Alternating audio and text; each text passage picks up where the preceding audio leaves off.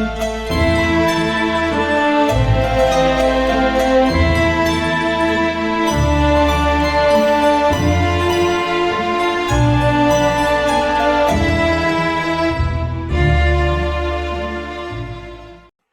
you all see that now?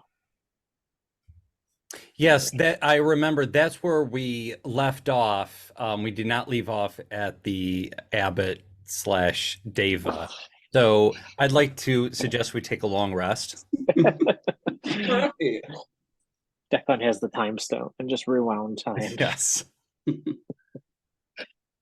Okay, so Chris Estrad, session 23, The Devil's Bride.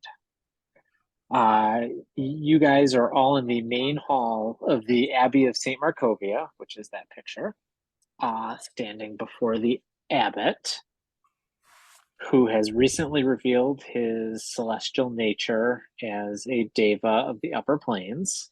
So this is what he did look like.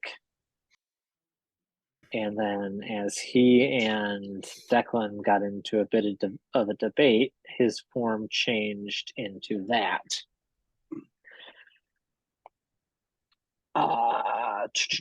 You were escorted here by two twisted mongrel folk, inhabitants of the abbey. Hey, Rowan. Yeah. Who are now cowering by the doorway to the main hall.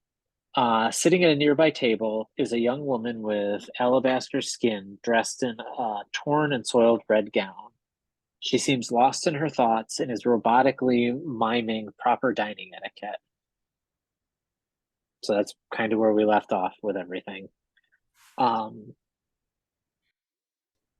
Prior to entering the main abbey, just to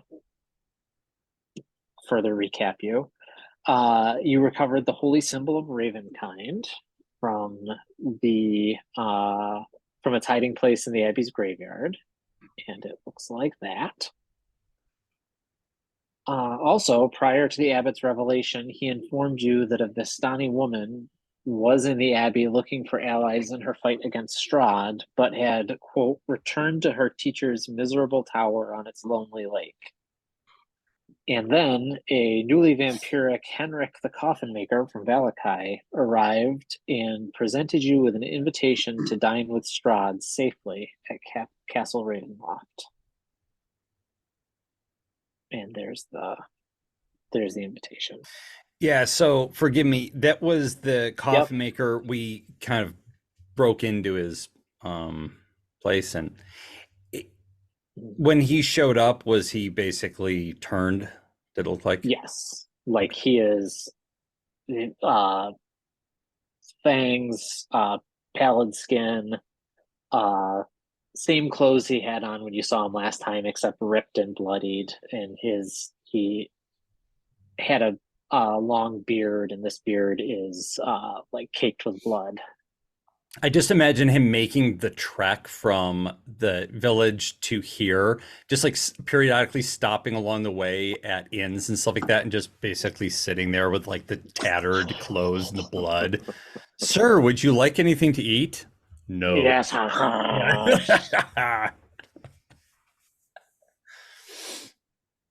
Excuse me. So,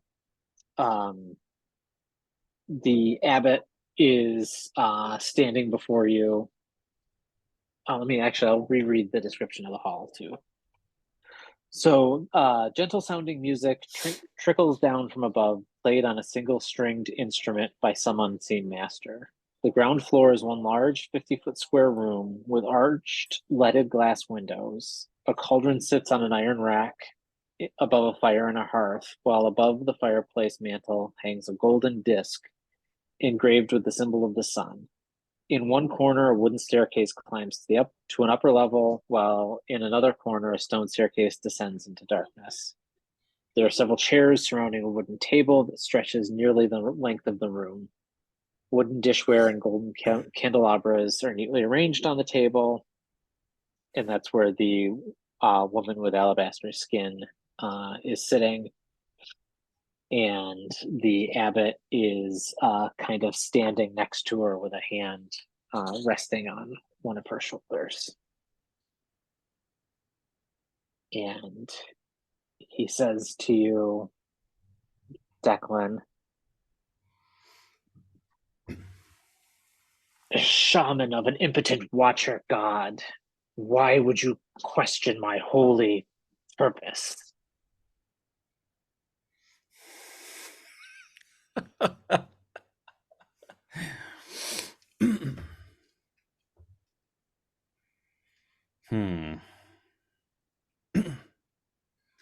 Let's not start insulting gods here. uh,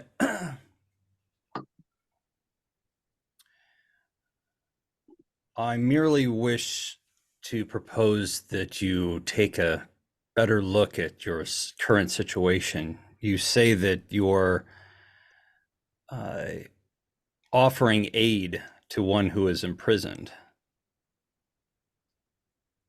but he is the imprisoned. He is not the warden. He is the prisoner that brought you here. So you have become thrall to a prisoner. So when you say that, he kind of leans back on his heels a little bit and nods his head and kind of like the tension goes out of his body as he says, I see we have a misunderstanding. And he sets his mace down on the table and says, I was sent here by the powers of the higher planes in response to Saint Markovia's entreaties uh, and holy quest. I was sent here as a boon, as a reward to these people, and I have. And he gestures towards the mongrel folk in the back. I have granted their wishes, and I have raised the dead here, and I minister to the people of this town. And while I was fulfilling this mission, I learned of this realm's first and most pitiable prisoner, Strahd von Zarovich.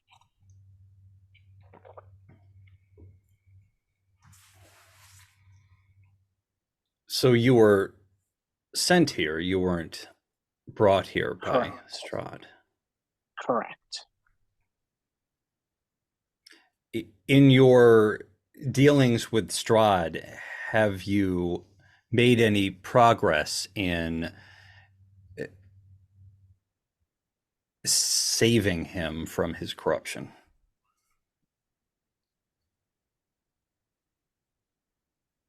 It is a work of many lifetimes, but I do believe that I have found the secret.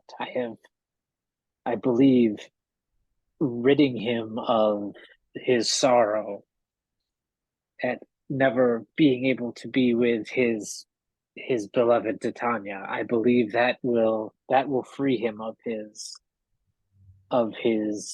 grief and will truly open his heart to the light that shines within all of us. Wait a minute. So are you telling us that Irene is just going to be a substitute for this other lady?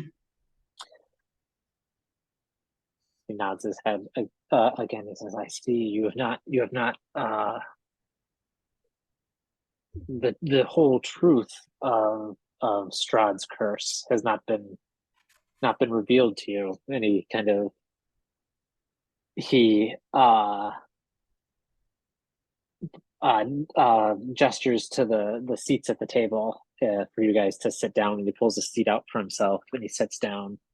Elaine Tree gets in the seat, but sits crisscross applesauce in the seat. I sit next to Vasilka. And he goes like this. And she is just still completely like just focused on almost like she'll go through a series of movements etiquette wise with her plate and the cups and the utensils, and then when she's done with it, just start over at the beginning and go through it again. And when he sits down, he points to Henrik and says, "You may leave your master's invitation here and be gone from this place." And Henrik kind of like glares at him and hisses and tosses the parchment invitation. Oh wait, no, he had given it to you guys already, and he just kind of like skitters back out of the main hall and out into the abbey and then away. And checks in inconspicuously at another hotel. That's right. And the abbot looks the abbot as he sits down and gestures for Henrik to leave, kind of his angelic facade goes away and he goes back to the normal human looking abbot that he was when you guys came in.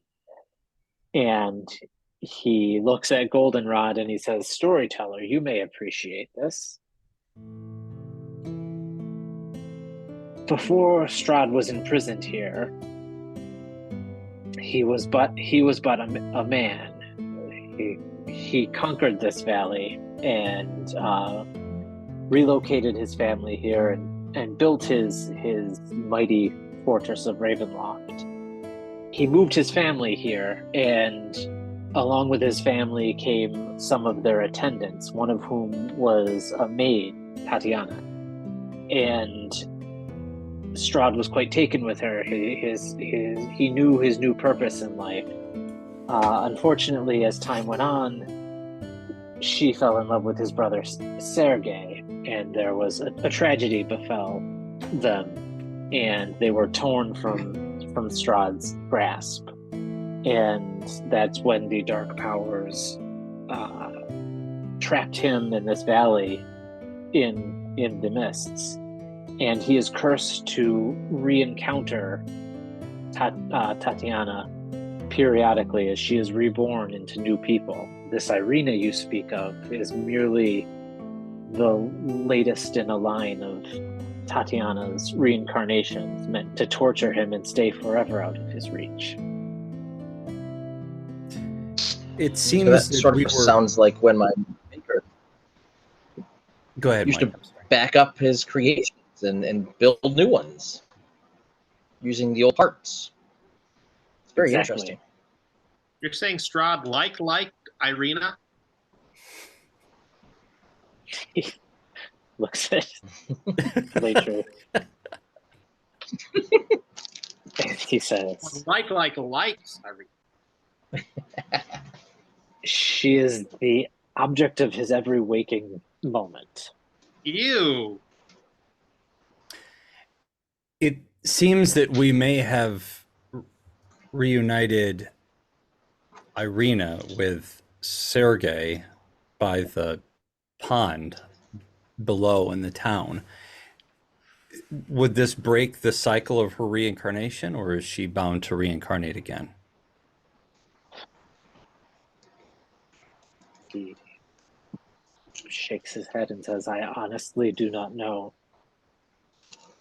But if she is forever out of his reach, then his torment may never know an end."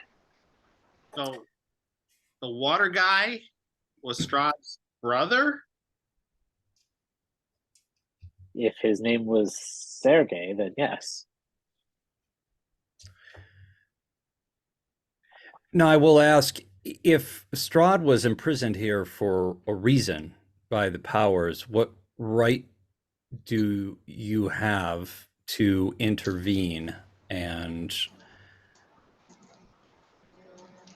I would suppose, circumvent this punishment that has caused him to be here?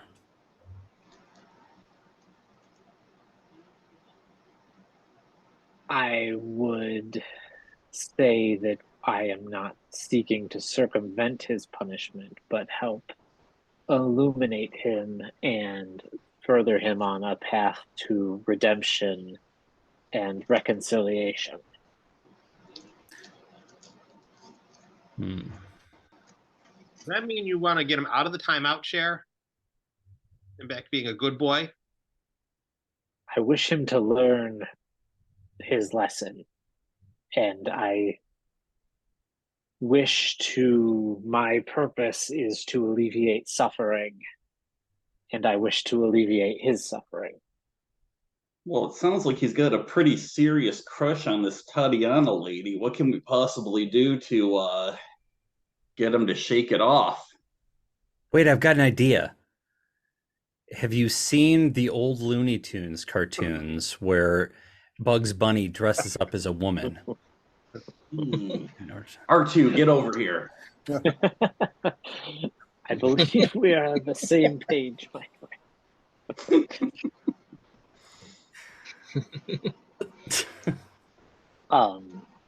He says, well, what I am hoping is that Vasilka here could be a suitable replacement for Tatiana. But what you didn't count on is that I have fallen in love with Vasilka. Anyone who takes her away from me is my mortal enemy. Initiative! I'm to attack.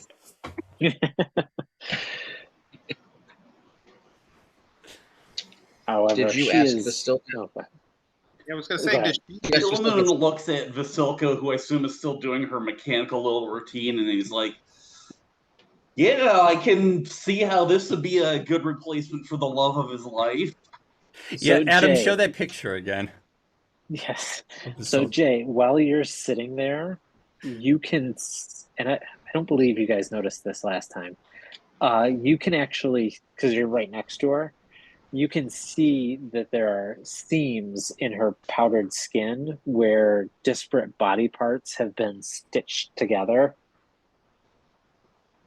So like they're like as she reaches for a fork, you can see like up by her elbow there's like stitch marks, and it doesn't quite seem to fit with the upper part of her arm. And you can see like if you look at her, you notice she actually does have two different colored eyes, and you can see Is like a her stitch hair around like her all the way back. up like this and she's got white streaks in it? Exactly. Does she turn to Jay and go,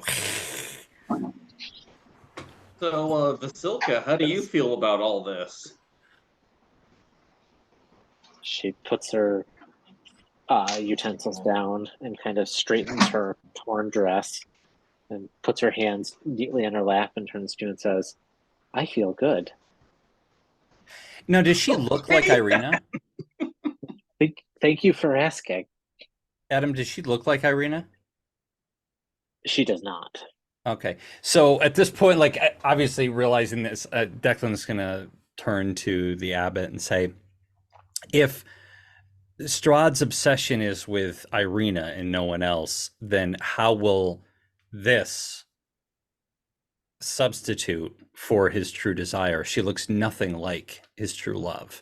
And if this was it's such an obvious solution, Strahd clearly is capable of seducing anyone to replace Irina. It seems that there is no substitute. But Declan, look, Excuse me. she was clearly cobbled together from the 10 or 12 best looking girls in the realm.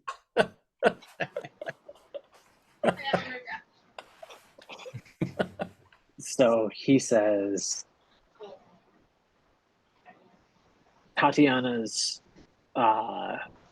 reincarnations do not always appear the same physically, but they all have the same spark, the same soul that is returned from the mists periodically. It's like Um, Tobey Maguire and Tom Holland both being Spider-Man. Exactly. In fact, there was long ago a peasant in the town of Berez who was a reincarnation of Tatiana, and before Strahd could connect with her or be reunited with her, she was taken from him by the short-sighted and selfish inhabitants of Berez, and in doing so, furthering Strahd's punishment. But I believe that there is a spark of Marina, of Tatiana, of Irina that still exists in Berez. Well, as long as Strahd's heart was inflamed by his love of Tatiana's gift for table setting, I think Vasilka's going to be a huge hit. She turns to you and says, Excuse me for "Why, saying this, thank you." but she seems to be less animated than I am. I don't necessarily see a spark in her. Unless you electricity, then maybe she. So you see, Ilmun passes a note from Vasilka to Goldenrod. Do you like me? Yes, no.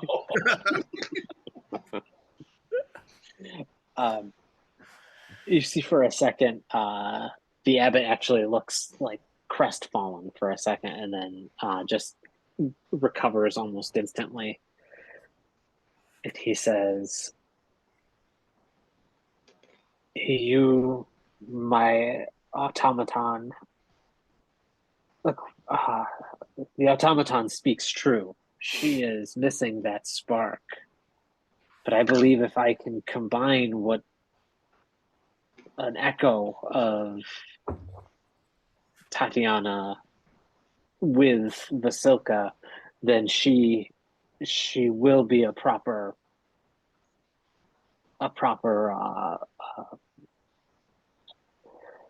offering, a proper. I hesitate to say substitute, but for Tatiana. I believe How if would we you can, do such a thing? I simply need to recover whatever is in Perez. This is, as I said, a work of lifetimes. I have been toiling at this. We've been to Are Perez you before. suggesting we?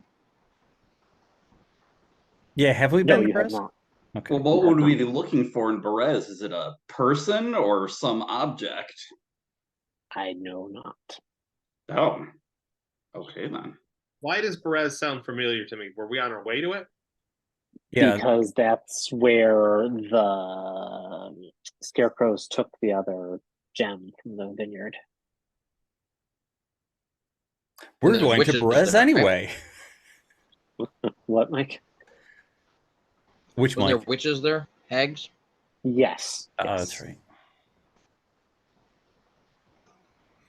On the other hand, we could just have a musical training montage where we all teach Vasilka to be a seductress.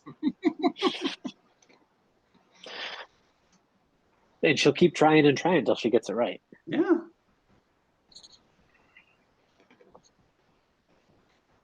So, as you're having this discussion with the abbot, the burgomaster who let you into Kresk, below the abbey, kind of bursts into the main hall, and he's carrying it looks like a wrapped lifeless body, and you can see as he runs in, he just has tears streaming down his face. Dinner is served. That's right. I've got more parts for you. And his eyes lock on the abbots for a second, and he just screams, my boy is dead. Please, your eminence, please help me." And he kind of, on the table in front of you guys, just kind of like drops this lifeless body, and you can see it as the sheet covering it falls away, and it is a lifeless teenage boy. Wait, I have a question. Did he die within the last minute, and does anyone have a diamond? I can cast Revivify on him without having to resort to this abbot performing does he have some the sort same of dark blood type ritual. as Vasilka? Maybe we could salvage some parts from him. That's true. He does have beautiful feet. His They're very kidneys are dainty. still fresh. The His abbot, eyes, so innocent. the abbot stands up and says, "My good man, my steward of Kresk, I am very sorry for your loss. He just has this like look of utter sympathy on his face. He says, you and your town have provided many resources for the Abbey. You have helped me create Vasilka through your generous offerings. I will do this for you. And he just kind of reaches out with one finger and lightly touches the body on the forehead, and a flash of light appears, and a warmth. No, go ahead. Like ET? Ow. Yes. And as the light recedes, you hear the teenage body. You hear, and his eyes open, and he sits up. And he sits up and he looks at the burgomaster and he says, Father, what happened? I remember being so weak and sick. And then the burgomaster just kind of throws his arms over him and starts sobbing and saying, "Oh, you're back! You're back! Thank you! Thank you!" He says, I was cold. I was in the mists, Father. I'm so happy to be back. It's cold, and there are others in there, lost in the mists.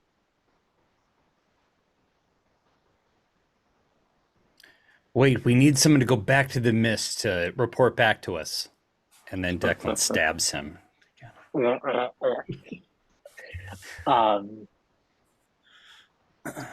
All of you make an insight check. I only get a minus. Yeah, I do not make that. I got 11. a 7. Got a 1. Okay, nice. Okay. We're all just kind of You are just overtaken with this like Excellent. spectacle of divine intervention in front of you. And the abbot says, go in peace and serve the morning Lord. And know that his and my blessings are upon you. And the teenager gets up off the table and they kind of start walking out together. And the abbot sits down, and as they're leaving, you all do notice that the teenager keeps looking back over his shoulder at you all. And it's almost like he's glaring at you as he's leaving. he's glaring in an angry sort of way. Mm-hmm.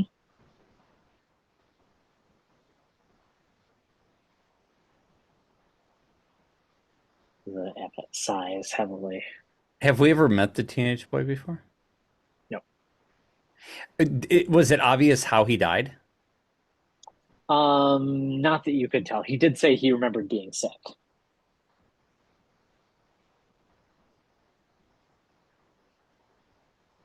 And did I he remember look? my first time coming back from the brink of death. It gets easier after 5 or 6 times. Yeah. Yeah, and every time Ilmoon glared at us too. Yeah, see, it's just something that happens. Did he look somehow different, or? After he was... Yeah. No, he looked just like a normal... he looked hale and healthy after the abbot performed his miracle. I mean, he didn't have 2 little marks on his neck when he came Not in. that you saw, no. I'm gonna turn to the abbot and say,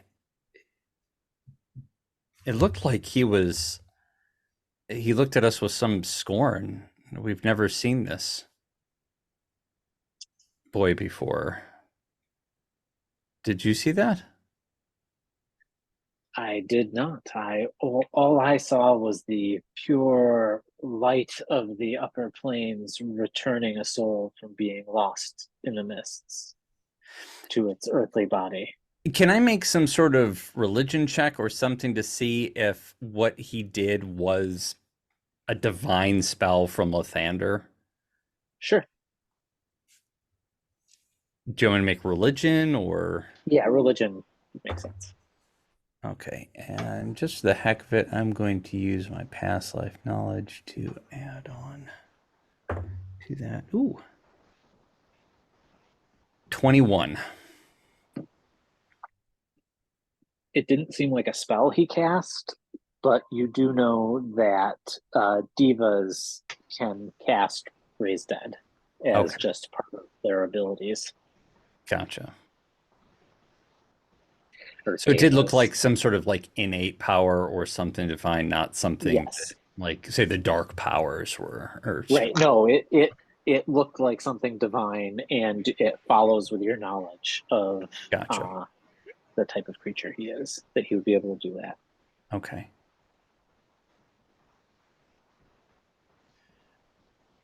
Well, So just to And make he sure does. I'm clear,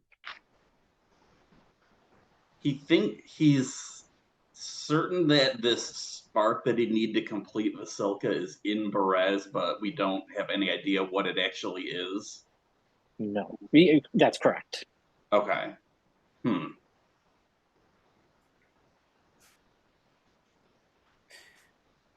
And he does tell you that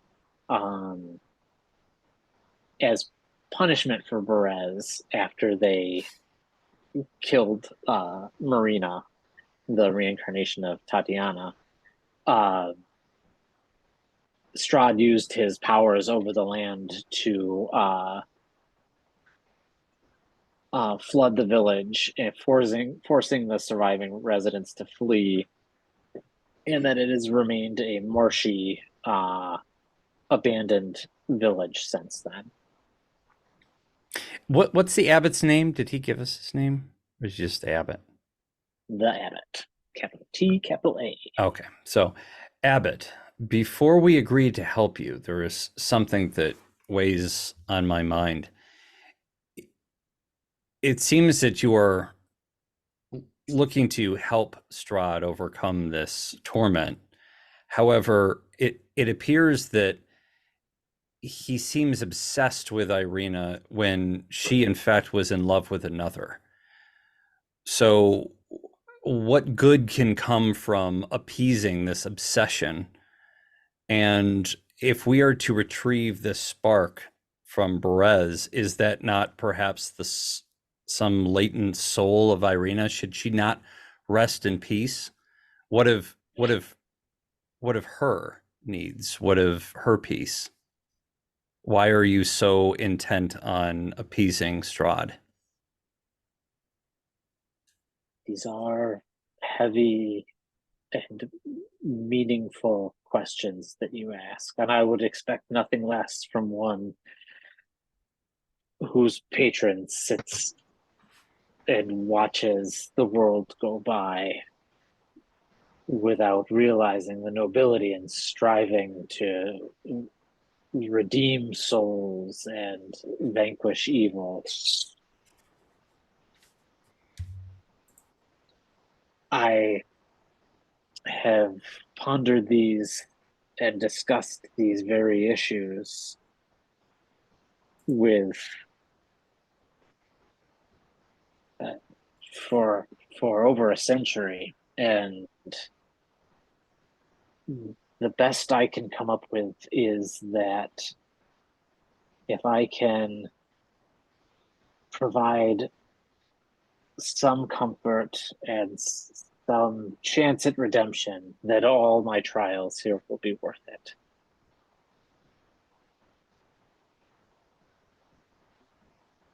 That seems to not answer my question. It seems that you're intent on appeasing Strahd and no one else. It seems that Strahd was obsessed with someone who was not in love with him. and yet who is in love with another. And we were actually witness to these two souls being reunited in bliss. And it seems that you are intent on circumventing that and appeasing the obsessions of Strahd. I do not see it as circumventing it. I see, by your own very account, Irina, as you call her, was reunited with Sergei. I am merely looking to replicate that spark, that portion of Tatiana's soul in the beautiful Vasilka here. And perhaps by having that, Tatiana and Sergei will know their peace, bliss, as you call it, and Strahd may discover that there are others and discover the love that could set him and all of the inhabitants of this valley free. What was Strahd you said Strahd conquered this land. Wasn't he in need of repentance even before this love, the tragedy? All of you are fallen in some way.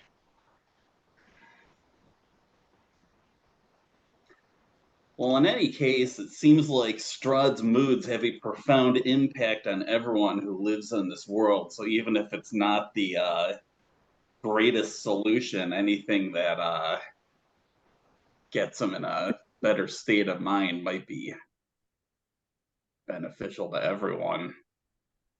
See, the young man who has the very mists flowing through his veins understands. But wouldn't it be just Yes. better to remove this evil from the land? Many have tried. Have you tried? I am trying. In a less martial way and more spiritual way.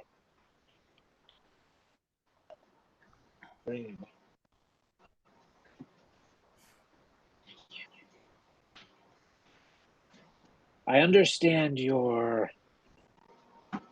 instincts, and by your very fallen nature, the knee-jerk need to smite evil when there are other ways. I'm inclined to reject your proposal of help because of your arrogance and your continued assault on my divine patron and Lord Helm, especially in light of what your Lord Lathander has done to my Lord Helm and his consort Myrdain.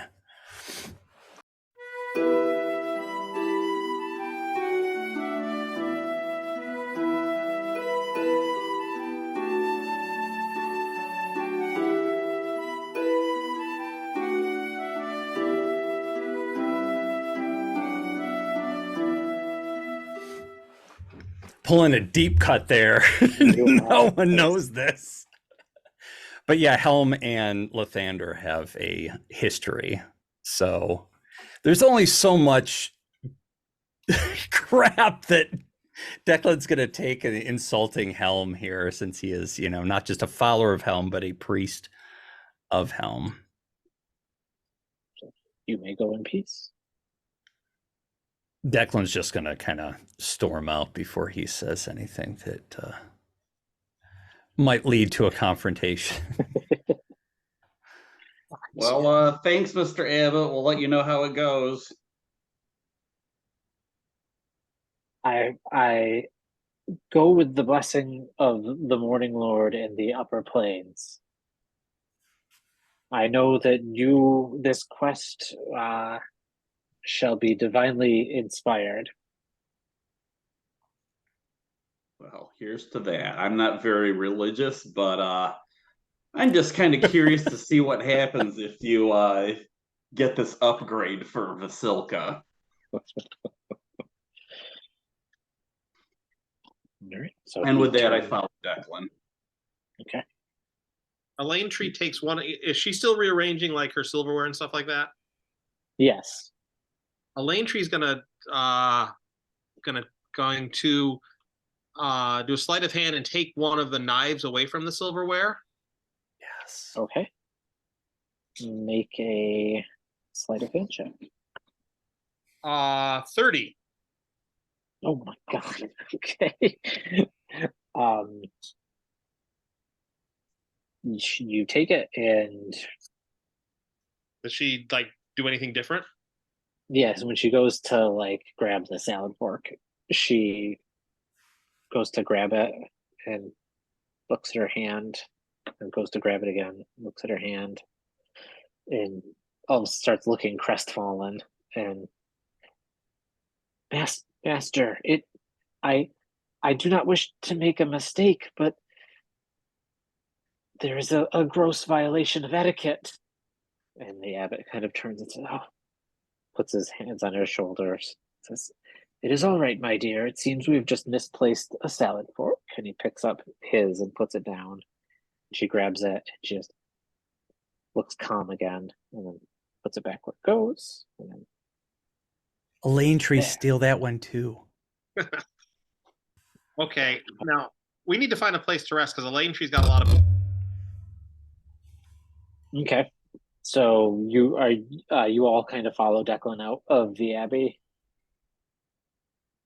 Yeah. Yeah, I mean, if we go down into town, I can just we don't even have to find an inn. I can just cast Liamon's tiny hut and we can take a long rest.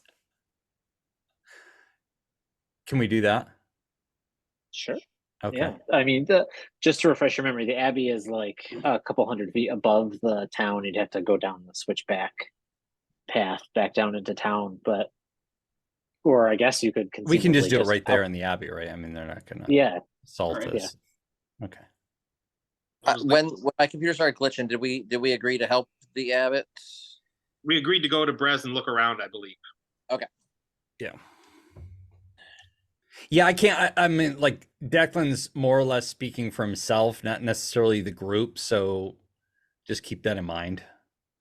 It seemed less like agreeing, and this is just from my end, less like agreeing to help the abbot, and more just to see what's going on in Perez, which you were kind of headed to anyway. And Yeah. if there's So some if it good that turns can come out from it- that like we can help him without, violating any sort of, I don't want to say ethical quandaries that we might have, but whatever, then we'll help him.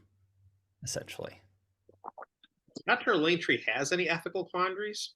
That's why Declan's not speaking for the group. He's just speaking for Declan. So Elaine Tree's like, oh, so we need the souls and eyeballs of 50 virgins to complete the ritual? Okay. all will be On it. well. So when you leave the main hall, you go into the courtyard, which is the area that had the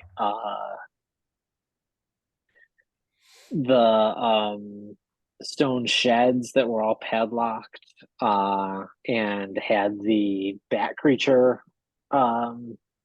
chained to the post that Goldenrod freed.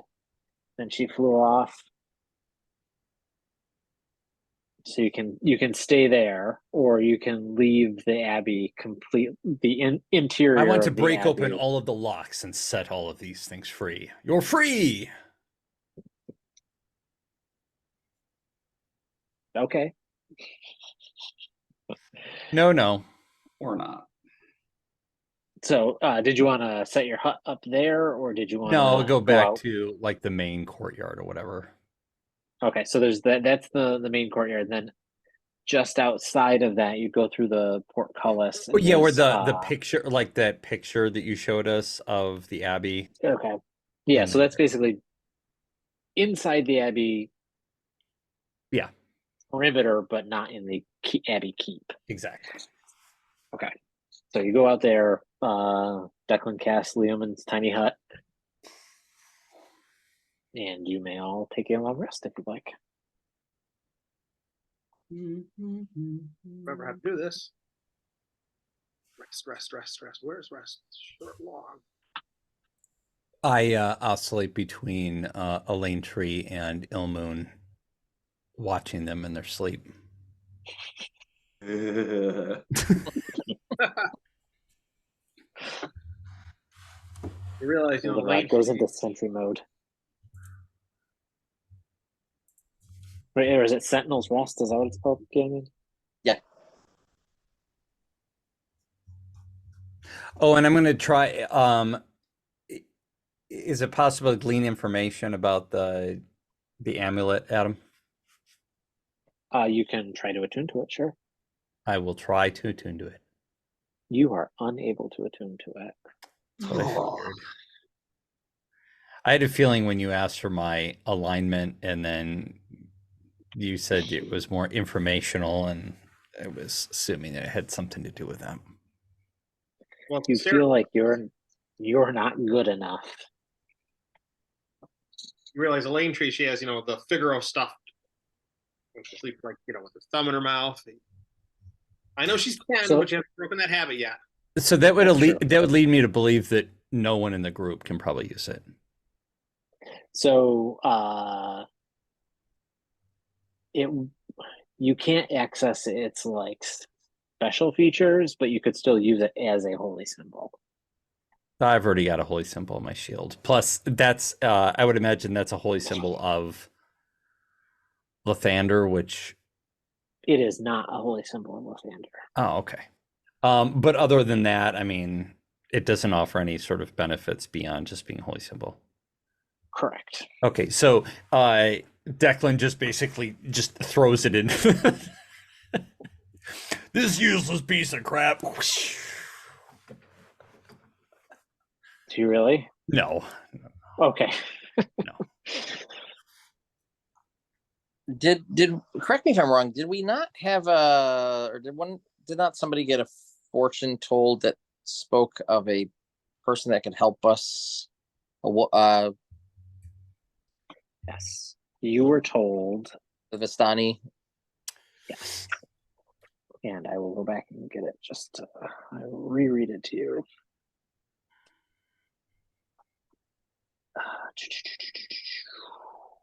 And where did it go? Yes. You were told that a Vistani wanders this land alone, searching for her mentor. She does not stay in one place for long. Seek her out at St. Markovia's Abbey, near the mists. And you said that he told us that she was there and left, Correct. and then she went to make sure I get this right. She quote unquote returned to her teacher's miserable tower on its lonely lake. We don't know what that was. No. and he didn't seem to know what that was either. You didn't ask him for any more information, and he did not provide it. Ah, crap. Can we go back in and be like, you mentioned something about... You could go back and I kind of want to go back and ask. as you guys have your like debrief session during your rest. And Kit, you're all set with your rest and everything. I just wanted to make sure you did it and everything. So you go back in, and he is neither he nor Vasilka are in the main hall anymore when you go back in. So you went back You in the said main they're hall. not there? They are not there. And you still hear this gentle sounding music trickling down from above. And there is a stairway that goes up in the southwest corner and a stairway that goes down in the northeast corner. I got that wrong. In the southwest corner, there's stairs that go up, and in the southeast corner, there's stairs that go down. I'm trying to debate whether Declan would even care that much to start like searching for him to even try to find this out. Does the information, that kind of vague information, does it ring any sort of bell to us based on anything that anyone said so far, as far as location? Make an intelligence check. Oh shit. God. No. I mean, you can all do it because you guys were all kind of discussing it. I would assume you can all make an intelligence check to try that. Intelligence check. Check, not a saving throw, right? 2. Correct. 7. Where's intelligence? 12.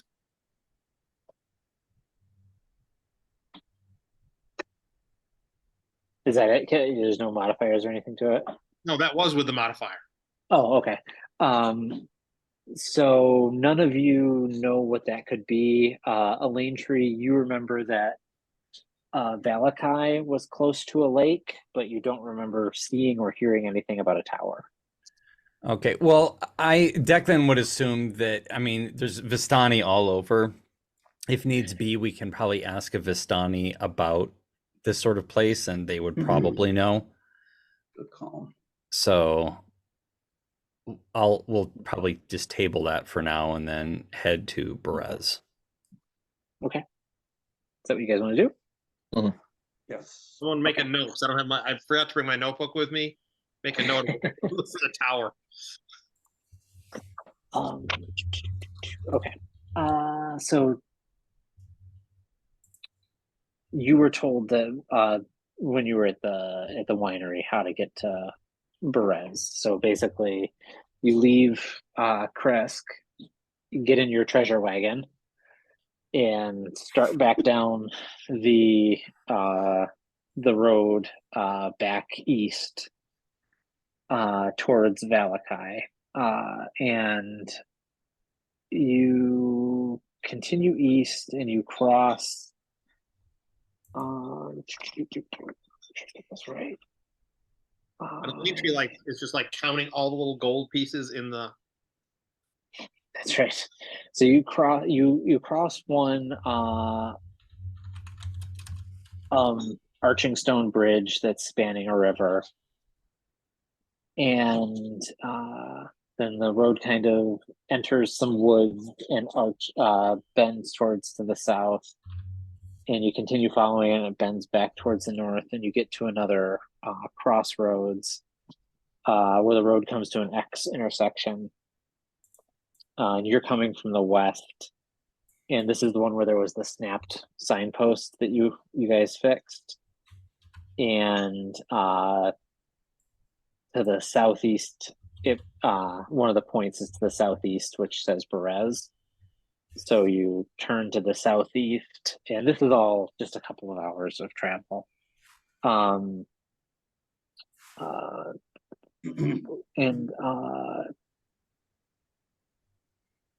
you head south towards Berez, and the trail, after maybe about 15 or 20 minutes, is no longer this well-worn, beaten path. It actually hugs a river that heads to the south for several miles, and the dirt and grass soon turn to marsh as the trail dissolves into spongy earth pockmarked with stands of tall reeds and pools of stagnant water. A thick shroud of fog covers all. Scattered throughout the marsh are old peasant cottages, their walls covered with black mildew, their roofs mostly caved in. These decrepit dwellings seem to hunker down in the mire, as though they have long since given up on escaping the thick mud. Everywhere you look, black clouds of flies dart about. The fog is much thinner on the far side of the river, across from you, where a light flashes amid a dark ring of standing stones. And in fact, the fog is so thick here, you can't see anything more than you would say like 120 feet away from you. It's just like this oppressive swamp fog. And we have to walk through this essentially. There's no way around it. Yeah, at this point, you've gotten to the part where it's impassable to keep going on your wagon. You'd have to leave the wagon here and get off. Ilmoon says, it's Into not one fair. foot. It's always marshes, marshes, marshes.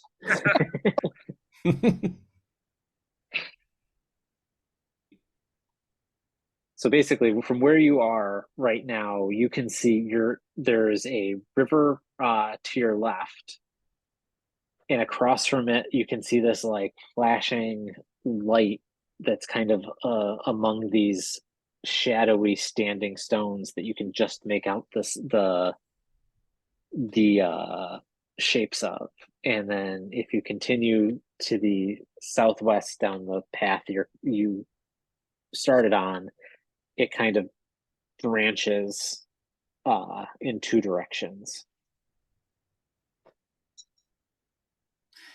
Do we know if we're close to Berez or have any idea? You would assume, based on like the ruins of cottages and stuff that you've seen, that this is probably the area where it is. Could this possibly be Berez? That because we were told that it was somehow corrupted. Yeah, so based on the descriptions you've gotten from the Martikovs at the winery and the abbot, this is very likely Berez. Gotcha. It's just a ruin now. And in fact, the Martikovs refer to it as the ruins of Berez. Okay. So yeah, I would imagine Declan would just kind of hop off the wagon and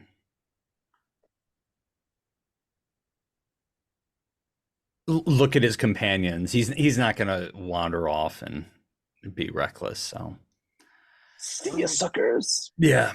See ya, I'm just going to wander in. See you later. Ilmoon draws One his of spear the, and says, be careful, guys. All this fog makes this the perfect ambush site for swamp perverts. Whoa, don't just wave the spear of Kevin around like that.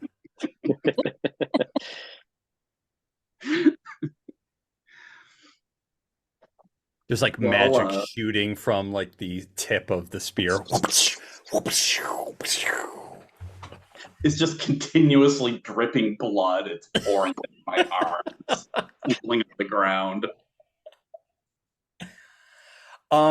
Adam, with my 300 feet dark vision or whatever, can I see anything through the mist, No, or is it not obscured because of the fog?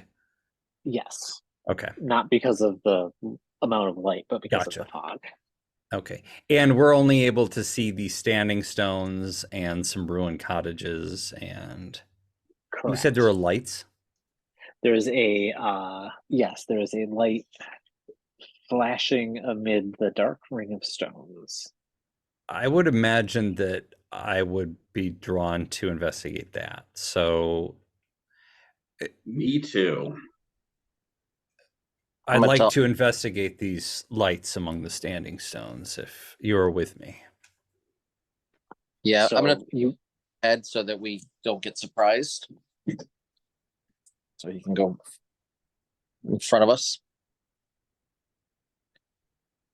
I would imagine R2 and I are going side by side.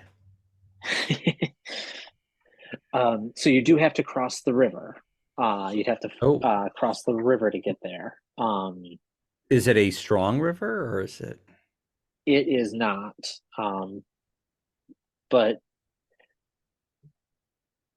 you can't tell how deep it is from just looking at it from where you are. Well, I'm going to approach as close as I can to the river to see if I can determine its depth. It is very dark and murky here, and can make a perception or survival check. Which one's higher? Probably perception. Oh, absolutely. Okay. Oh, 24. Okay, so you can see it's about 100 feet wide to get from one bank to the next. So it is fairly wide. But from what you can tell, it doesn't seem to get more than 10 feet deep at the deepest you would guess. Okay. I still don't like the look at that water, though. I feel like maybe we should walk along and see if we find a boat or a bridge. Who knows what kind of blood-sucking monstrosity is squishing around down there. Wait, Hmm. actually. Oh, Adam said wait. That's not good when the DM says wait a second. Well, no, yeah, well, I had Wait, the, hold on. Oh, wait, I A forgot you guys blood-sucking died. monstrosity, that's a good idea. Yeah, wait a second. Right. Let me find its stats. So this is kind of just what it looks like, looking out into the distance. That's Oh, kind of wonderful. what you Oh, it see. looked way cooler in my mind's eye. You just No. You Imagination ruined is the it. imagination is the greatest illustration. Adam's like, here's a picture, and it's like a stick figure rendering. There's like, it's just like a line and like little wavy lines indicating water. That's right. It's on graph paper. But you see, that lets your imagination fill in the details. It's actually just a white screen with the word murky river That's printed right. on it. In Times New Roman. Marsh. Yes.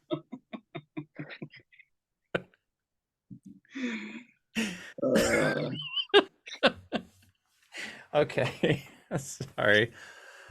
That's okay. So, like I said, there's the river to your left, and then the trail you're on continues a little ways forward, and then kind of branches into two directions. Hmm. We you know, can't let's see follow that. the trail a bit before we commit to Which is the road swinging less through traveled the by? muck. Which is the road less traveled by? That makes all the difference. I am. You'd have I'm inclined to think that there won't be any sort of boat or craft that we can cross or bridge, but I will humor you, Ilmoon, and I will follow your lead. All right. There's got to be a bridge over troubled waters, man. If we So- follow the long and winding road. Would you like to follow the left branch or the right branch? Left. Ooh, But that's the sinister direction. exactly. What are you doing? So you continue on, and again, it's the trail is just like all of this mechanically is considered difficult terrain for you guys. So it's just like this sucking mud that you're kind of almost wading through. Probably Langtry's And using this mess. yeah, and you continue on, and you come upon just as you approach a cluster of ruined cottages that are separated by low stone walls.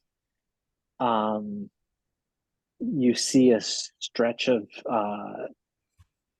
dirt road that you're on that kind of is interrupted by that sucking mud and marsh that continues on to the south. And you can also see to your right a shadowy figure, a humanoid figure, just standing stock still, about 100 feet off. Okay. That's progress. And the shanties or whatever that we saw, are they still on the opposite side of the river? No, they're on the same side of the river as you. You're kind of there's you come across them, and there's like one to your right, one to your left, and it's almost like Okay. a And is the little grouping. is the ominous figure like farther down the road, or is he between us and the He's like past the houses to your right. Okay. Now, Adam, again, is he obscured, or can I see him with dark vision to see if it is a person? He is or obscured. is it moving? No, it is standing completely still.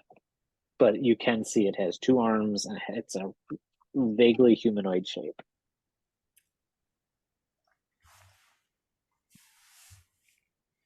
Are we moving closer or further away from the lights? You are moving away from them. They are behind you and to the left at this point. And they didn't seem to move any from their initial location. I'm going to call out to this figure. So I say, Hail, who goes there? Your voice echoes out into the mist. Does it move? It does not.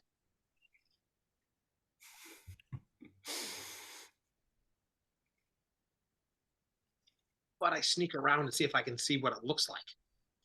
Hide in the mist and walk over there. And I take it there was no answer from any of the buildings either. Nope. I'm going to make my way towards this figure. Okay. Did you want to, like, is Declan leading the way, or is Elaine Tree going to try to sneak there? Elaine, My curiosity is aroused too. I'll follow Declan. Elaine Tree is going to try to hide herself in the mist and walk to like the side of everybody. Okay. How Make a far? stealth check. What? How far away is this figure? About 100 feet. I'm going to just kind of prep my bow and stay a little bit behind everybody else, and R2's going to shuffle up in. Okay. So as you guys start making your way there, you all notice that you've lost track of Elaine Tree. She has disappeared into the fog somewhere. And takes you a little longer to get out there than it normally would, just because of the rough going terrain. And you get closer, you realize it is a scarecrow standing there. That's what my spidey sense was telling me. Peter Tingle. Yeah. That's right. All of a sudden, you see Elaine Tree jump out and stab it at the back. I got it. And there's no signs of job. life anywhere. Not that you can see, not that you've seen so far, anyway. And Elaine Tree gets advantage because her allies are within striking distance. And I take it there's no sign of any crossing to the other side of the river. No, and as you head towards the scarecrow, you're actually moving directly away from the river Yeah. at this point. Well, Ilmoon, Oh. I think that we're probably best trying to cross, and Yeah, I will lead let's the way. just do that. I wonder, is there any kind of like a rotten log we could float across just to... Yeah, I'm sure you could. Wait, find, is Goldenrod somehow buoyant? Or Like, R2? Yeah, he's made of space-age polymers. Does He actually R2 have steps a into the water flotation and- device? That's and right. balloons inflate on either side.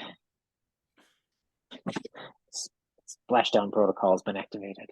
That'd be pretty epic, by the way, if the Artificer could have their automaton be like a flotation device or like turn into a raft. It'd be pretty awesome. You just have to be able to give it swim speed. Exactly. So you guys want to try to cross the river? Yeah, and I'll lead the way. Okay. Oh God. So- It's like, yes. What kind of armor are you wearing? Wooden floating armor. That's what I thought.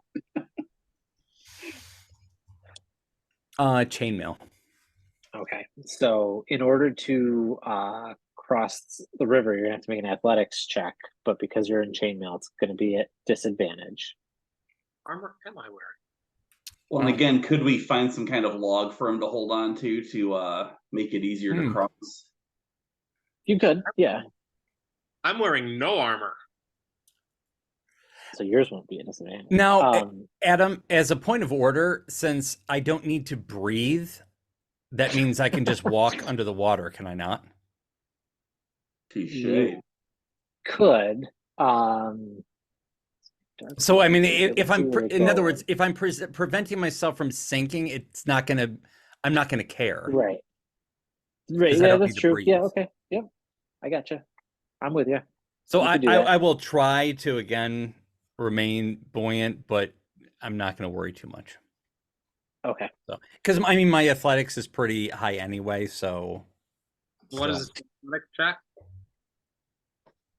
Adam? So it would be an athletics check to cross. If you want to find a log, whoever is using like a log to float uh, will get advantage, or it would cancel out Declan's disadvantage. Can I'm we gonna all find a log, or is it going to be like? I'm gonna Yeah, you can all find like a log basically big enough to like Okay, put so your arms over. yeah, I rolled at 21 then. I'm Okay. looking for a log, so because I have a disadvantage on athletics.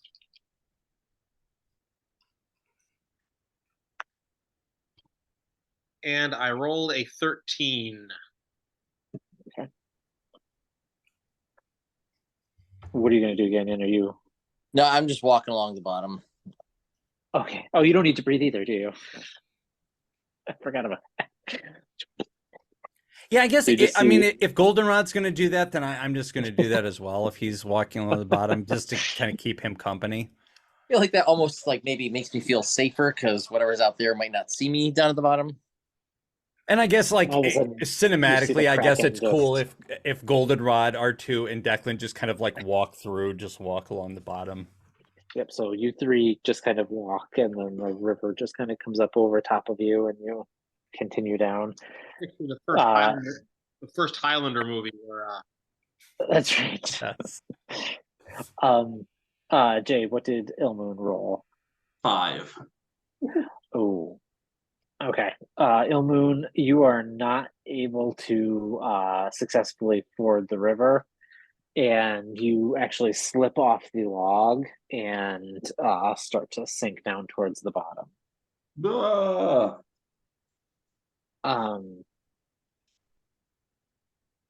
Make another athletics check, this time with disadvantage. If only monks were dexterous. if That's only. right. 13.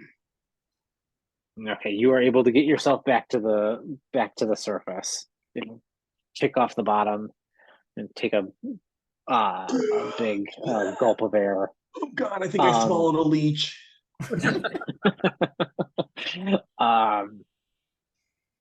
Declan, you Goldenrod and R2 all make it across, and you see Ilmoon kind of like thrashing about out in the middle of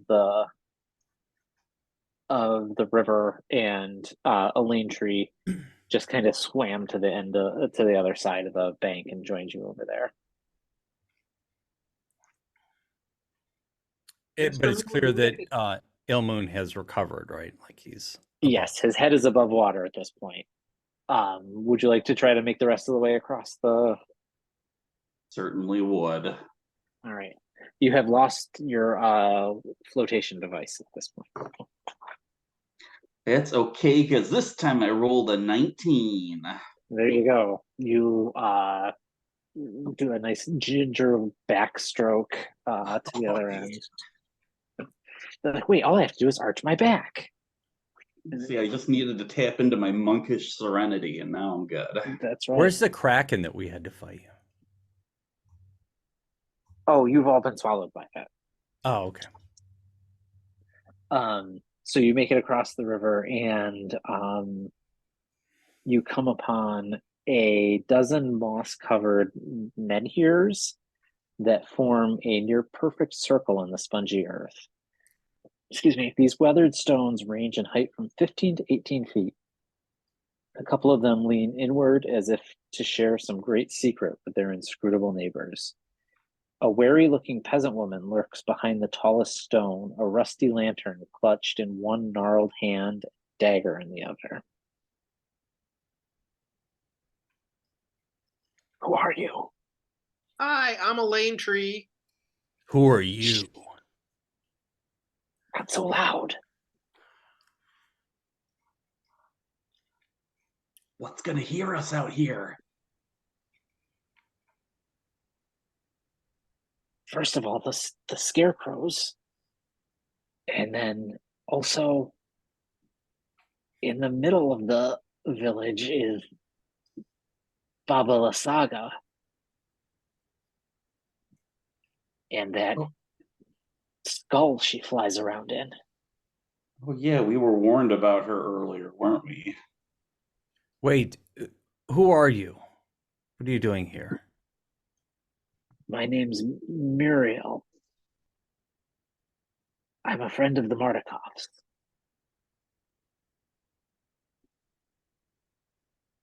Refresh our memory. Yeah, the people from the winery. Ah. Can I make an insight check to see if there's any deception here on her part? Sure. 20, not natural. She seems very genuine. Okay. So Well- much so you might even call her genuine. Okay. It was they who sent us here to retrieve one of the seeds that was stolen. Did she say we have to whisper because of the scarecrows? Yeah, I'm shouting Yes, I this did. to her. Hey! Are the scarecrows like me? Are they alive? They're not alive, but they will kill you.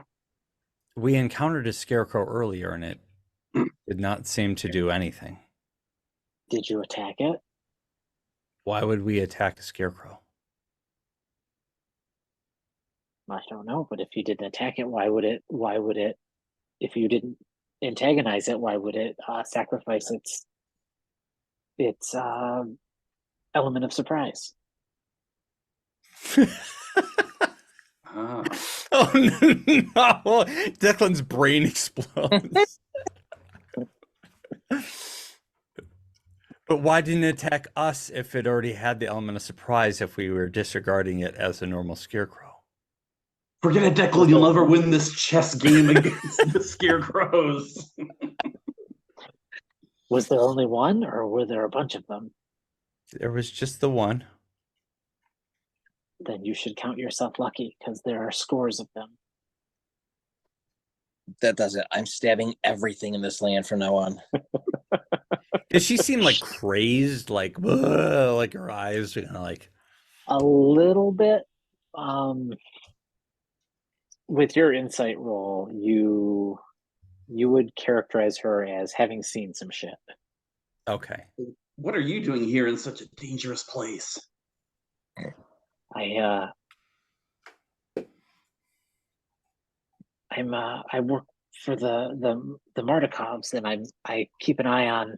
Which she kind of points across the river.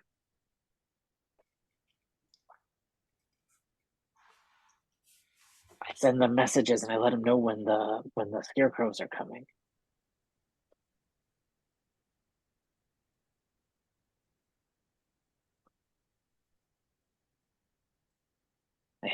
They haven't gone in several days. They all went en masse a little while ago and then came back. Hmm. The Martikovs told us about a seed or a gem that was taken here. Do you know of this? Not that I know of, but if Baba Lasaga has it, it's probably in her hut. It's in the center of the ruins. Does her hut have chicken legs? No. Oh, okay. Just checking.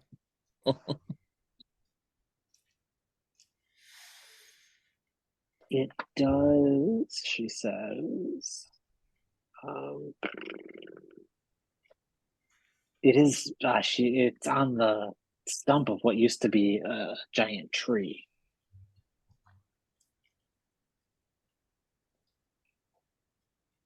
I would go ahead, what? Did she cut down the tree to make her hut? Maybe. Or the tree was already cut down.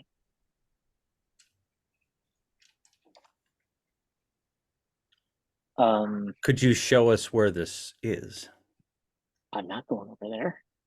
Could you show us where it is without leading us directly there? Yes, she says it is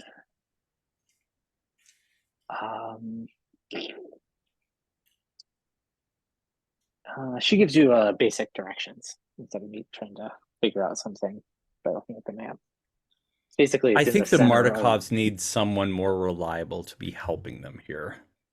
I'm not going there. I can't go there. Count me out. Like I said, she's seen some shit. So basically, she explains that the ruins, basically the fork in the path, basically form a circle, and in the center of that circle is where her hut is. Is that no? We were going towards the lights in the standing stone. Where is that in relation to where we are now? That's where you are. Okay, so the lights were what? She has a lantern. Okay, so the light was the lantern. Okay. Mhm. What are these standing stones that are here? I'm asking her. Yeah. She says, she kind of puts her hand on one of them. She goes, they're very old. And You truly are a fountain of knowledge.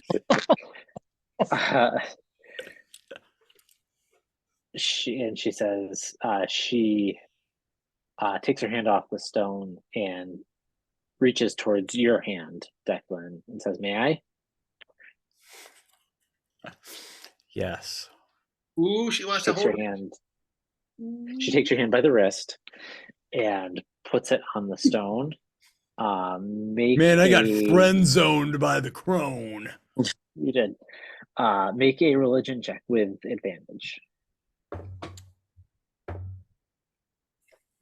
Oh, the advantage didn't help me because on the advantage I rolled a 1. But on the 15 on the first roll. You let's see. You notice that they are very similar to the stones that were arranged outside the windmill way back when you Yeah. fought the hags.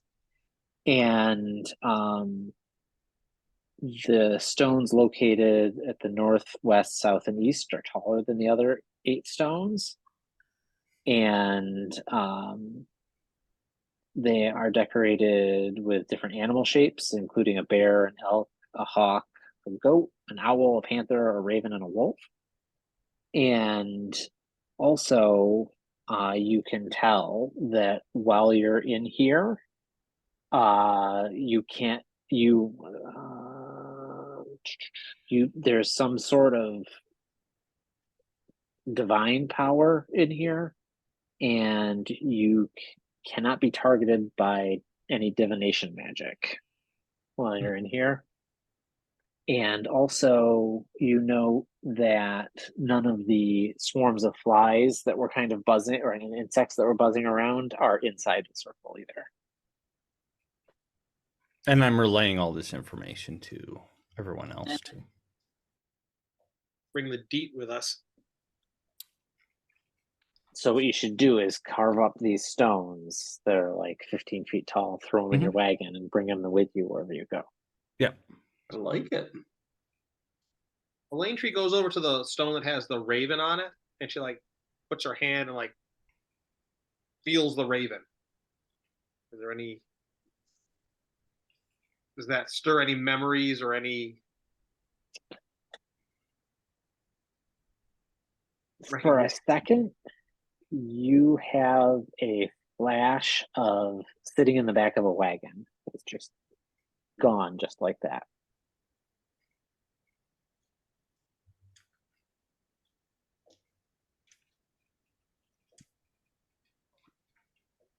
So it's like it's just like a memory of sitting in the back of a wagon.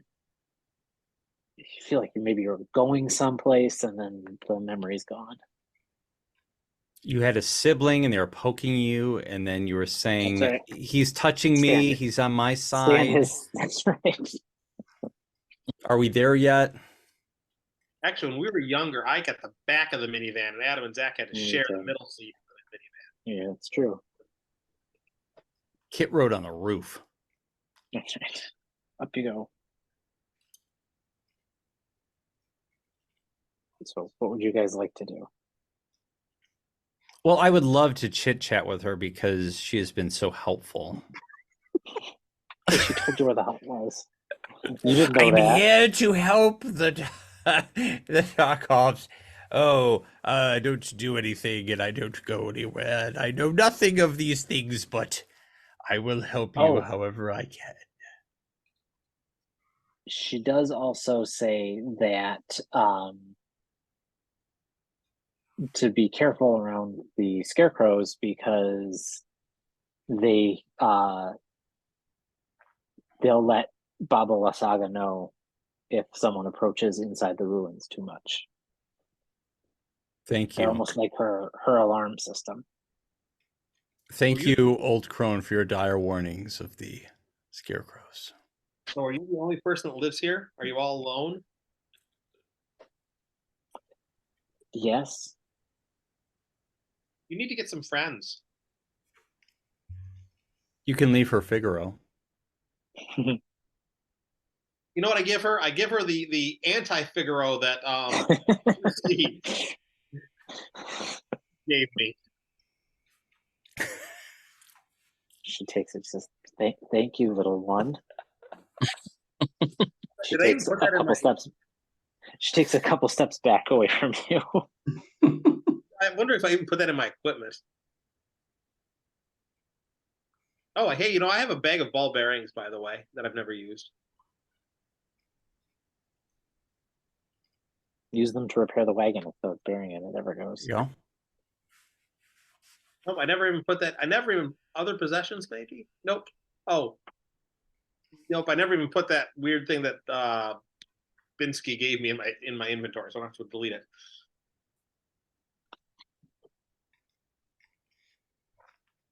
Well, I think we should probably try to make our way then to where we were told this. I keep wanting to say Baba Yaga, but what is it? Yeah. Baba Lysaga. Baba Lysaga is.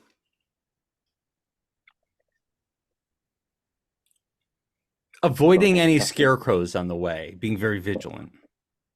Going back across the river. Oh, it's back across the river? Yeah. While we're over here, is there anything else on this side?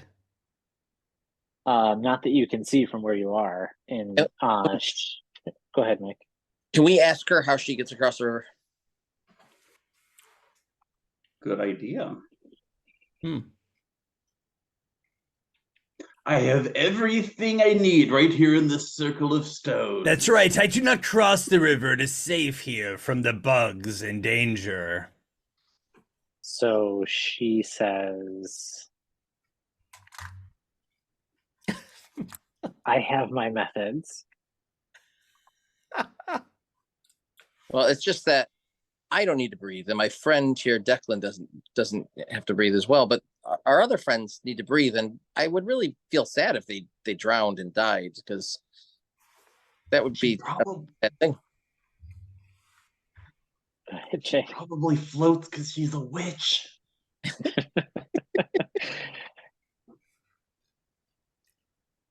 She says, I need to breathe too, which is why I go over the river. But I don't think you guys can. Do you have one of those broomsticks that helps you fly? She looks around furtively and Goldenrod, make a charisma check, persuasion if you have it. I do. 20. She says, I do this. And she jumps in the air and does a slight flip and turns into a raven. Hmm. Flies over your head a couple times and then lands and turns back into.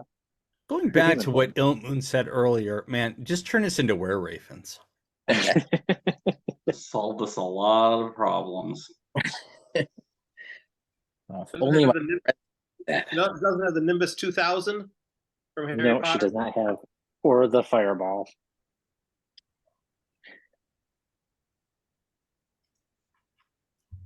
But she says, unless you can do that, there's You just have to cross the river. Okay. Well, thank you very much. You're welcome. Don't tell anyone I did that, or showed you that I could do If we weighed as much as a coconut, could you carry us across the river? that. Do I look like an African swallow? Yeah. Yes. Can I, if I walk under the water, can I like kind of walk underneath Ilmoon? So if he starts to sink, kind of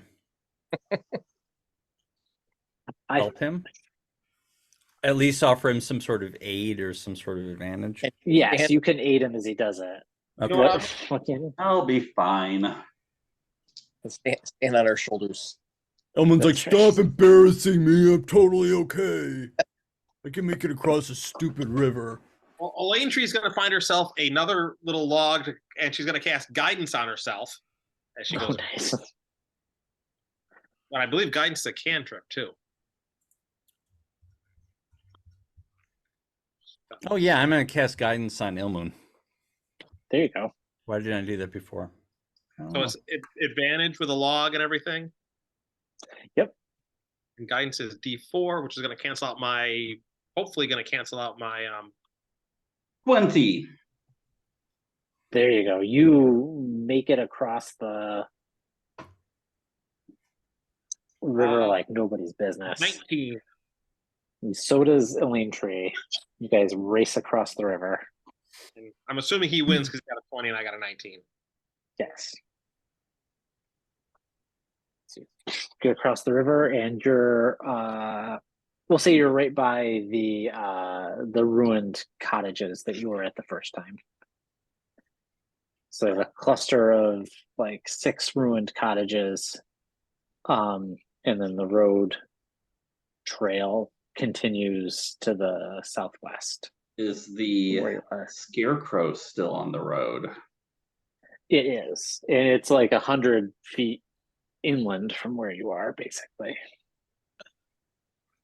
Would it be better to take out the scarecrows individually and use our surprise on them? Well, she said there were scores of them, so it might not be practical to hunt down them all, but I agree it might be a good idea to kill this one before it can make trouble. Yeah, let's sneak up on this scarecrow. And And we can Elaine dress Tree, get the best of it. Sneak can it back. up on the scarecrow. Dress up as a scarecrow. That's right. Take its stuffing out and walk around like this. Just Meanwhile, that lady's on the other side of the binoculars, like looking at us laughing, like That's right. they believed all the They bought it. nonsense about the scarecrow. They believed Baba Lasaga's lies that she told them. Look, they're attacking scarecrows. So what would you like to do? Take out that scarecrow. Okay. How would you like to do that? do we have any Switch the fire? I bet assassin. that scarecrow will burn like crazy. Oh yeah. Does anyone have a burning attack? Nope. I could electrocute it, but that won't help. I do have a torch.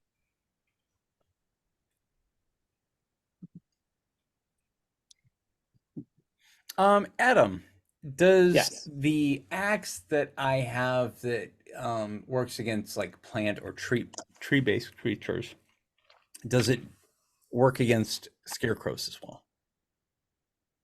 Probably not, but just a long shot. I don't believe so. They're not considered plants. Yeah.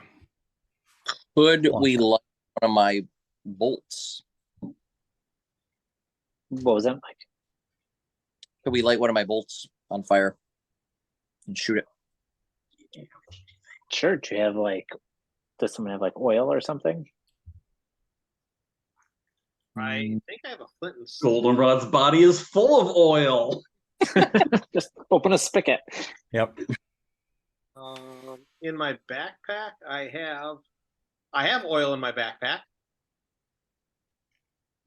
You could probably wrap something up and put it around Goldenrod's crossbow bolt. Yeah, I've got like all kinds of paper on me if we need something flammable.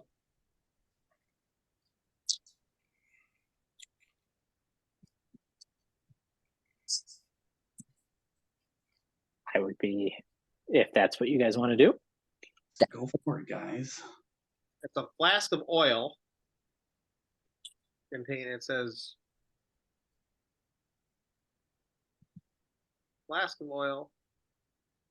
Wow, it costs a it says 2 pounds of oil, although that's how much it weighs. It holds 1 pint. So I can make a range attack on a target. On a hit, the target is covered with oil. If the target takes any fire damage before the oil dries, target takes an additional 5 fire damage. I don't know if you want to apply that to the. Yeah. So take just a regular shot then. Yep. Yeah. Do you want to? And it's not moving, so you've got advantage. Okay, then I'm going to use sharpshooter since I have advantage.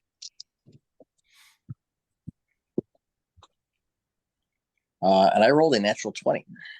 Yo! Take that, scarecrow that's immobile. You totally missed. Should I roll a regular damage attack for that? Yes, so roll your regular damage and double it. And then roll the fire damage and double it. Oh, that was shitty. So I Actually, let me rephrase that. So roll your normal damage twice, and then roll the fire damage twice. yeah, I'm just wondering. Okay, I don't add the 10. Yeah, just making sure it wasn't a dice roll, just plus 10. So 5, 8, 20 points with the crossbow for the critical, with the sharpshooter add-on. And then what was the? Okay, you want to roll the Fire damage? Okay, hang on. Where's the oil again? The oil burns for on a hit, the target's covered. It's just 5 fire damage. All right, so that's 10. All right, plus it's doubled because it's vulnerable to it. So the scarecrow, the crossbow bolt hits it like dead center, and it must just have been full of exceptionally dry straw or something, and you swear for a second when the crossbow bolt hits the center in the chest that it actually looks down and grabs for it before it is just engulfed in flames and then falls forward into the mud and just kind of slowly sinks into the watery mud, and then all of a sudden there's just like this little guttering of smoke. Woo! Suck it, Baba Lasagna. Nice shooting, Goldenrod. Burning Man here. That was the first real bolt I've shot forever. It was an excellent shot. It seems that the crone's advice is true.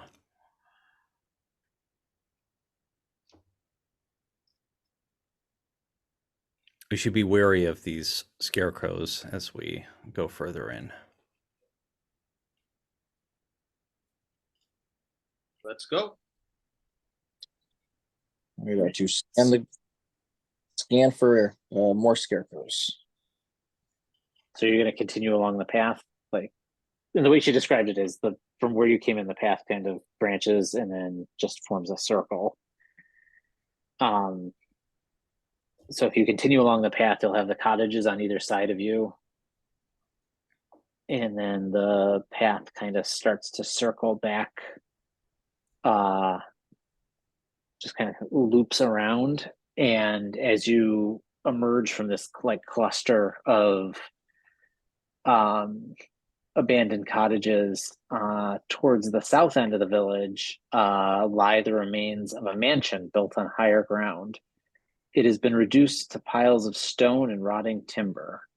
Empty arched windows stare at you. South of the ruin, an untamed garden runs rampant, surrounded by broken walls that are no longer able to contain it. East of the ruin, someone has erected a crude fence, forming a circular yard which several goats are penned. Surmounting the fence posts are human skulls. skulls. Human what? Oh, Skulls. And there's actually goats there. Yep. And are there signs of life within the ruined mansion? Like lights or anything? No. Nope. So it's actually kind of on a little like not plateau, but a little rise. And is there a wall around the mansion? Nope. It's just kind of on this rise, and like parts of it are collapsed, and the like where the main door would be, it kind of you can see the doors kind of collapsed inward. And these goats appear to be like well kept or maintained or fed. Yep. Yep. That's unusual. Now, is this like off the beaten track, or is this along the way to where we're going? It would be you would continue along the path, and it would be to your left on that side of the road, basically. Hmm. Now, not asking in character, but is anyone curious about this?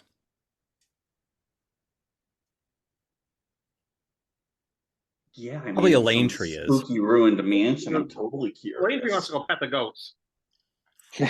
Oh, I thought Elaine Tree would want to loot the manor. It's a ruin. What do we? Well, who knows what riches lie within? Yeah. Maybe it wasn't looted. Lane Tree's gonna go off and pet the goat. All right. So the goat pen, there is no gate in the fence. And it is there are 9 goat you walk up to it, you see there are 9 goats trapped behind the fence. And there are 50 human skulls mounted on the tops of the fence posts that are spaced 10 feet apart. So there's 50 posts, and each one of them has a human skull on the top of it. And the spaces in the fence aren't, I mean, a lean tree could probably slip through the spaces in the fencing, but none of the other characters could. And it would take a little wriggling to get in there. Are these skulls new or old? They look like they've been there for a while. There's like moss kind of growing on them. And Could I like give Elaine Tree a boost over? You said there's no door on there's no like door fence to the fence. Correct. Yeah, you could climb over the fence pretty easily. Or like I said, you could try to slip through the spacing in the fence slats.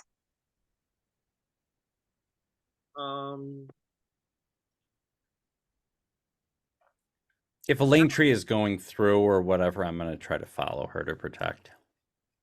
Declan, Goldenrod, actually R2 could probably slip through as well. So Elaine Tree and R2 could slip through the gaps in the fencing, but everybody else would have to try to climb over. Yeah, that's I'm just waiting to see what Elaine Tree does before I. Yeah, she'll go right. She'll wiggle through it. So she's a little kid. That's what she'd do. Okay. So, and I'm going to try to climb over then. Okay. You can climb it pretty easily. You don't need an athletics check or anything. As soon as Elaine Tree goes in, and is Declan the only one climbing up the fence to follow her in? Skull fences usually in my stories, they're not good places. We should keep going. We're gonna pet the goat. So as soon as you slip inside the fence, the skulls all kind of rotate on the fence posts and look in and start going, oh, and the volume just kind of keeps increasing, and you can all start to hear skittering in the distance, and that's where we'll end for tonight. I love skittering. Do the skulls say 2 men enter, 1 man leave? That's right. 2 men It's just Well, this yeah, when howling. Adam said goats, he meant greatest of all time. It's like Michael Jordan and Tom Brady. Wait, you all didn't get that? Yes. It's Michael Jordan and LeBron James in there. That's right. Simone Biles is in there. Melee. Thanks, Hutch. And you're welcome. And you may all go up to 6th level at this point. Yeah.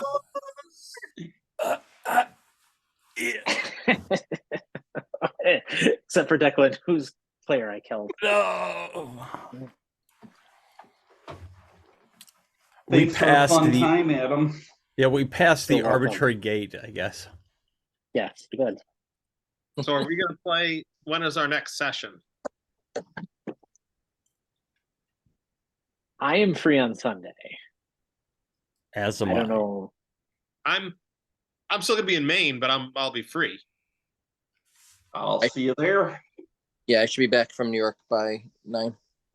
Okay, Okay. I just cool. We'll see you guys Sunday then. I'll rush. I'm actually gonna go see our Armstrong cousins, Adam, and I'll rush back from that. Gotta get home and play There you D&D. go. That's right. See ya, cousins. You've been trumped by a brother. Good night, guys. All right, See you bye, guys. guys.